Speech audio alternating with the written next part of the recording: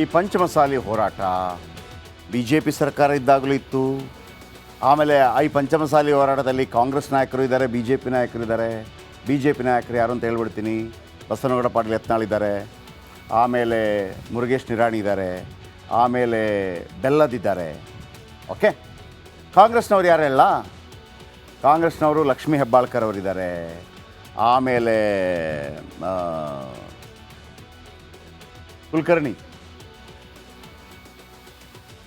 ವಿನಯ್ ಕುಲಕರ್ಣಿ ಅವರಿದ್ದಾರೆ, ಆಮೇಲೆ ವಿಜಯಾನಂದ ಕಾಶಪ್ಪನವರಿದ್ದಾರೆ. ಇದು ನೋಡಿ, ಬಿ ಜೆ ಪಿ ಸರ್ಕಾರ ಆಡಳಿತದಲ್ಲಿದ್ದಾಗ ಕಾಂಗ್ರೆಸ್ನವರು ಸ್ವಲ್ಪ ಅದನ್ನು ಪ್ರವೋಕ್ ಜಾಸ್ತಿ ಮಾಡ್ತಾರೆ. ಕಾಂಗ್ರೆಸ್ನವರು ಆಡಳಿತದಲ್ಲಿದ್ದಾಗ ಬಿ ಜೆ ಪಿಯವರು ಸ್ವಲ್ಪ ಪ್ರವೋಕ್ ಜಾಸ್ತಿ ಮಾಡ್ತಾ ಇದ್ದಾರೆ.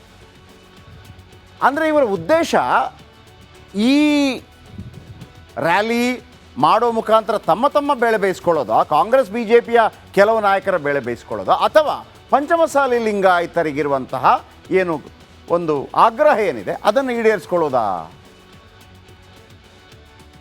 ಅರ್ಥ ಆಗಬೇಕಲ್ಲ. ನೋಡಿ, ಯಾಕೆ ಮೀಸಲಾತಿ ಕೇಳ್ತಾ ಇದ್ದಾರೆ? ರಾಜ್ಯದಲ್ಲಿ ಉದ್ಯೋಗ ಶಿಕ್ಷಣದಲ್ಲಿ ಮೀಸಲಾತಿ ಇದೆ. ನೋಡಿ, ಬೇರೆ ಬೇರೆಯವರಿಗೆ ಮೀಸಲಾತಿ ಕೊಟ್ಟಿದ್ದಾರೆ. ಮೀಸಲಾತಿ ಯಾಕೆ ಕೊಡ್ತಾರೆ ಅಂದರೆ, ಯಾರು ಹಿಂದುಳಿದವ ಇದ್ದಾನೆ ಅವನನ್ನು ಎತ್ತಿ ಮೇಲಕ್ಕೆ ಎತ್ತಿ, ಬಾರಪ್ಪ ನೀನು ಮುಖ್ಯವಾಹಿನಿಗೆ ಬಾ, ನೀನು ಇಂಪ್ರೂವ್ ಆಗು. ಈಗ ಒಂದು IAS ಎಕ್ಸಾಮ್ ಅಂತಿರುತ್ತೆ, IAS ಎಕ್ಸಾಮ್. ನೀವು ಜನರಲ್ ಕ್ಯಾಟಗರಿ ಆಗಿದ್ದರೆ IAS ಎಕ್ಸಾಮ್ ನಿಮಗೆ 4 ಬಾರಿಯನ್ನು ಅವಕಾಶ ಕೊಡುತ್ತೆ. 32 ವರ್ಷದ ಒಳಗೆ ನೀವು IAS ಮುಗಿಸ್ಬೇಕು. ನೀವು ST ಆಗಿದ್ದರೆ 37 ವರ್ಷಗಳ ತನಕ ಅವಕಾಶ ಕೊಡುತ್ತೆ. 8 ಬಾರಿ ನೀವು ಪರೀಕ್ಷೆ ಕಟ್ಬೋದು. ST ಆಗಿದ್ದರೆ 9 ಬಾರಿ, 39 ವರ್ಷಗಳ ತನಕ ಅವಕಾಶ ಇರುತ್ತೆ. ಹೀಗೆಲ್ಲ ಇರುತ್ತೆ, ಯಾಕಂದರೆ ಅವರ ಬ್ಯಾಕ್ಗ್ರೌಂಡ್ ಆ ಥರ ಇರುತ್ತೆ ಅನ್ನೋ ಕಾರಣಕ್ಕಾಗಿ. ಇರಲಿ, ಈಗ ಪ್ರವರ್ಗ 1ಕ್ಕೆ 40%, ಪ್ರವರ್ಗ 2Aಗೆ 15%. ನೋಡಿ, ಪ್ರವರ್ಗ 1ಕ್ಕೆ 48%, ಪ್ರವರ್ಗ 2Aಗೆ 15%. ಈಗ ಇಲ್ಲಿ ಬರ್ತಲ್ಲ ಪ್ರವರ್ಗ 2A, ಇದು ಬೇಕು ಅಂತ ಕೇಳ್ತಾ ಇರೋದು. ಪ್ರವರ್ಗ 2A 15% ಸಿಗುತ್ತೆ. ಪ್ರವರ್ಗ 2Bಗೆ 4%, ಪ್ರವರ್ಗ 3Aಗೆ 4%. ಈಗ ಇವರಿರೋದು 4%. ನಾವು 2Aಗೆ ಹೋದರೆ 15% ಸಿಗುತ್ತೆ ಅಂತೇಳಿ ತಪ್ಪೇನಿಲ್ಲ ಅವರ ಆಗ್ರಹ. ಪ್ರವರ್ಗ 3Bಗೆ 5% ಮೀಸಲಾತಿ ನೀಡಲಾಗಿದೆ. ಅರ್ಥ ಆಯ್ತಲ್ಲ ಯಾರಿಗೆಲ್ಲ? ಈಗ ಇವರಿರೋದಕ್ಕೆ ಪ್ರವರ್ಗ 3Aದಲ್ಲಿದ್ದಾರೆ, ಇವರಿಗೆ 4% ಸಿಗುತ್ತೆ. ಇವರನ್ನು ಪ್ರವರ್ಗ 2Aಗೆ ಸೇರಿಸಿದರೆ 15% ಸಿಗುತ್ತೆ. ಅರ್ಥ ಆಯ್ತಲ್ಲ? ಹಿಂದುಳಿದ ವರ್ಗಗಳಿಗೆ 32% ಮೀಸಲಾತಿ ಈಗ ಇದೆ. 2002ರಿಂದ ಹಿಂದುಳಿದ ವರ್ಗಕ್ಕೆ ಇದೇ ಮೀಸಲಾತಿ ಜಾರಿಯಲ್ಲಿದೆ. ಈಗ 3B ಅಂದರೆ ಎಷ್ಟು ಬರುತ್ತೆ? ಈಗ ಇವರಿಗೆ 5% ಇದೆ. 2A ಅಲ್ಲ, 3Bಯಲ್ಲಿದ್ದಾರೆ ಇವರು. 3B 5% ಮೀಸಲಾತಿ ಇದೆ. 3Bಯಲ್ಲಿರೋ ಪಂಚಮಸಾಲಿಗಳಿಗೆ 2A ಬೇಕು ಅಂತ. 2Aಗೆ ಬಂದರೆ ಎಷ್ಟಾಗುತ್ತೆ? 15%, 10% ಜಾಸ್ತಿ ಸಿಗುತ್ತೆ. ಕೊಟ್ಬಿಟ್ರಪ್ಪ ಅಂತಂದರೆ ಅಲ್ಲಿ ಕೆಲವು ತೊಡಕುಗಳಿದೆ. ಬೇರೆ ಜಾತಿಗಳು ಕೂಡ ಬರುತ್ತೆ. ಆಗ ಪಂಚಮಸಾಲಿಗಳಿಗೆ ಮೀಸಲು ನೀಡಲು ಕೆಲ ತೊಡಕಿದೆ. ಸಿದ್ದರಾಮಯ್ಯನವ್ರಿಗೆ ಸ್ವಲ್ಪ ಜಾಸ್ತಿನೇ ತೊಡಕಿದೆ, ಹೇಳ್ತೀನಿ.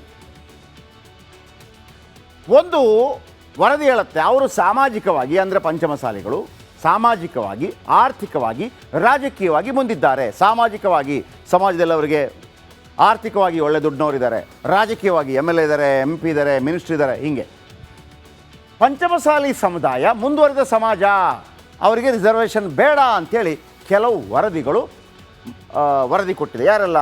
ಡಾಕ್ಟರ್ ನಾಗನಗೌಡ ಸಮಿತಿ ವರದಿ ಕೊಟ್ಟಿದೆ, LG ಹಾವನೂರು ಆಯೋಗ ವರದಿ ಕೊಟ್ಟಿದೆ, ವೆಂಕಟಸ್ವಾಮಿ ಹಿಂದುಳಿದ ವರ್ಗಗಳ 2ನೇ ಆಯೋಗದ ವರದಿ, ನ್ಯಾಯಮೂರ್ತಿ O ಚಿನ್ನಪ್ಪ ರೆಡ್ಡಿ ವರದಿ. ಇದೆಲ್ಲವೂ ಕೂಡ ಪಂಚಮಸಾಲಿಗಳು ಸಾಲಿಡ್ ಆಗಿದ್ದಾರೆ, ಸ್ಟ್ರಾಂಗ್ ಆಗಿದ್ದಾರೆ, ಆರ್ಥಿಕವಾಗಿ, ಸಾಮಾಜಿಕವಾಗಿ, ರಾಜಕೀಯವಾಗಿ ಸಾಲಿಡ್ ಆಗಿದ್ದಾರೆ. ಅವರು ಮುಂದುವರೆದ ಜನಾಂಗ, ಅವರಿಗೆ 15% ಬೇಕಾಗಿಲ್ಲ ಅನ್ನೋಂಥ ರೀತಿಯಲ್ಲಿ ವರದಿಯನ್ನು ಕೊಟ್ಟಿದ್ದಾರೆ. ಆಯ್ತಪ್ಪ, ಈ ವರದಿಯನ್ನೆಲ್ಲ ಪಕ್ಕಕ್ಕಿಟ್ಟು ತಗೊಳ್ರಿ, 2Aಗೆ ಸೇರಿಸಿದ್ರೆ ಏನಾಗುತ್ತೆ ಅಂತಂದರೆ, ಕೆಲ ಹಿಂದುಳಿದ ಸಮುದಾಯಗಳಿಗೆ ಕಷ್ಟ ಆಗತ್ತೆ. ಯಾಕೆ? ಅಗಸ, ಸವಿತಾ ಸಮಾಜ, ತಿಗಳ ಸಮಾಜ, ಈಡಿಗ ಸಮಾಜ, ಕುರುಬ ಸಮಾಜ, ಆಮೇಲೆ ದೇವಾಂಗ ಸಮಾಜ, ಇಂಥ ಹಿಂದುಳಿದ ಜಾತಿಗಳಿಗೆ ಮೀಸಲಾತಿ ಕಡಿಮೆ ಸಿಗುತ್ತೆ. ಯಾಕಂದರೆ ಇವರನ್ನೆಲ್ಲ ಒಂದು ಗ್ರೂಪಲ್ಲಿ ಹಾಕಿದ್ದಾರೆ, 100 ಜನ ಅಂತ ಇಟ್ಕೊಳ್ಳಿ. ಆ ಕಡೆಯಿಂದ ಬಂದ 100 ಜನ ಕೂಡ ಬರ್ತಾರೆ. ಯಾರು? ಪಂಚಮಸಾಲಿಗಳು. ಇಲ್ಲಿ 100 ಜನ ಆಲ್ರೆಡಿ ಇದ್ದಾರೆ 2A ಪಡೆಯುವಂಥವ್ರು. ಆ ಕಡೆಯಿಂದ 2A ಬಂದವರು ಈ ಕಡೆ ಬಂದಾಗ ಇಲ್ಲಿ 200 ಜನ ಆಯಿತು. ಅಂದರೆ 100 ರೂಪಾಯಿಯನ್ನು 100 ಜನ 1 ರೂಪಾಯಿ ಹಂಚ್ಕೋತಾ ಇದ್ರು. 200 ಜನ ಬಂದಾಗ ಇವ್ರಿಗೆ 50 ಪೈಸೆ ಸಿಗತ್ತೆ ಅಂತ ಉದಾಹರಣೆ ಹೇಳಿ.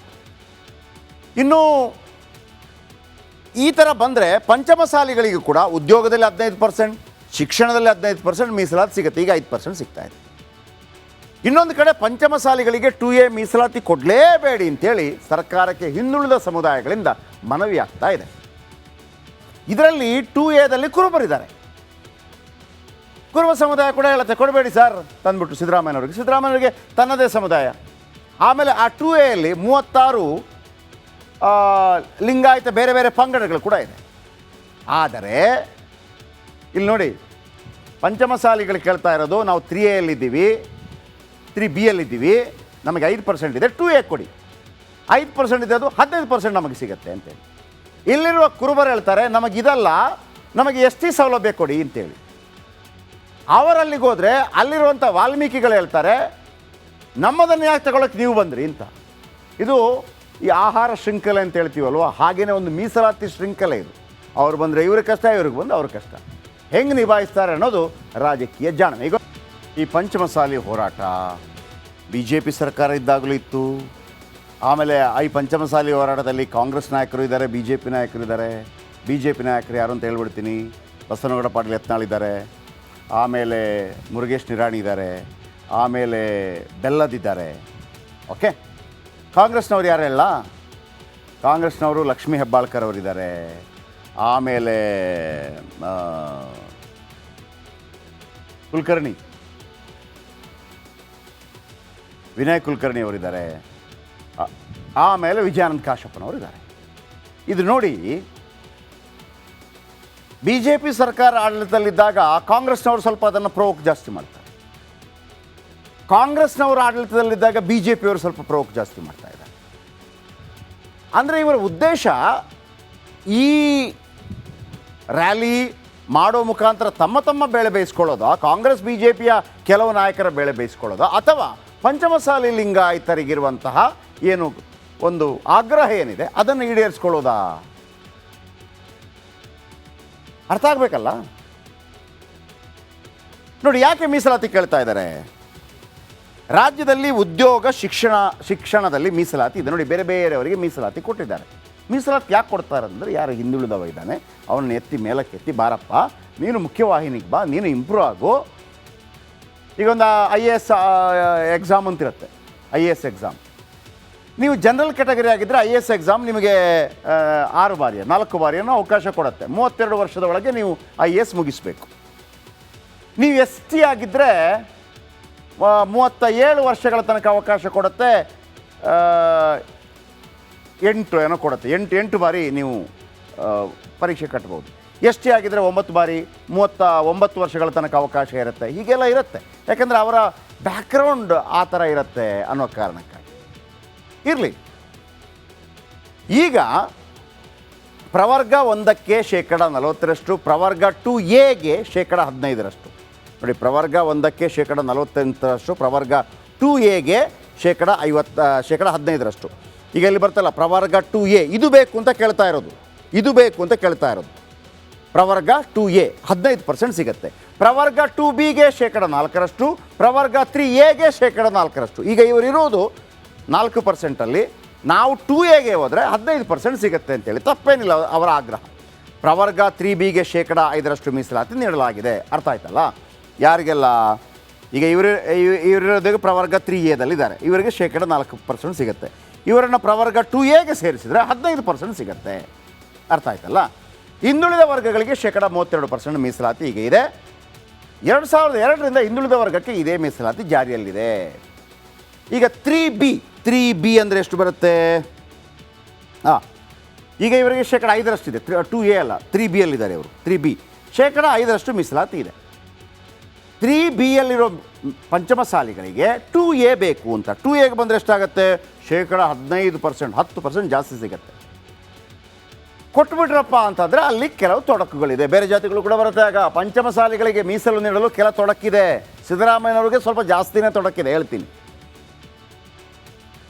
ಒಂದು ವರದಿ ಹೇಳುತ್ತೆ, ಅವರು ಸಾಮಾಜಿಕವಾಗಿ ಅಂದರೆ ಪಂಚಮಸಾಲಿಗಳು ಸಾಮಾಜಿಕವಾಗಿ, ಆರ್ಥಿಕವಾಗಿ, ರಾಜಕೀಯವಾಗಿ ಮುಂದಿದ್ದಾರೆ. ಸಾಮಾಜಿಕವಾಗಿ ಸಮಾಜದಲ್ಲಿ ಅವರಿಗೆ ಆರ್ಥಿಕವಾಗಿ ಒಳ್ಳೆ ದುಡ್ಡಿನವರಿದ್ದಾರೆ, ರಾಜಕೀಯವಾಗಿ ಎಮ್ ಎಲ್ ಎ ಇದ್ದಾರೆ, ಎಂ ಪಿ ಇದ್ದಾರೆ, ಮಿನಿಸ್ಟ್ರ್ ಇದ್ದಾರೆ. ಹೀಗೆ ಪಂಚಮಸಾಲಿ ಸಮುದಾಯ ಮುಂದುವರಿದ ಸಮಾಜ, ಅವರಿಗೆ ರಿಸರ್ವೇಷನ್ ಬೇಡ ಅಂಥೇಳಿ ಕೆಲವು ವರದಿಗಳು ವರದಿ ಕೊಟ್ಟಿದೆ. ಯಾರೆಲ್ಲ?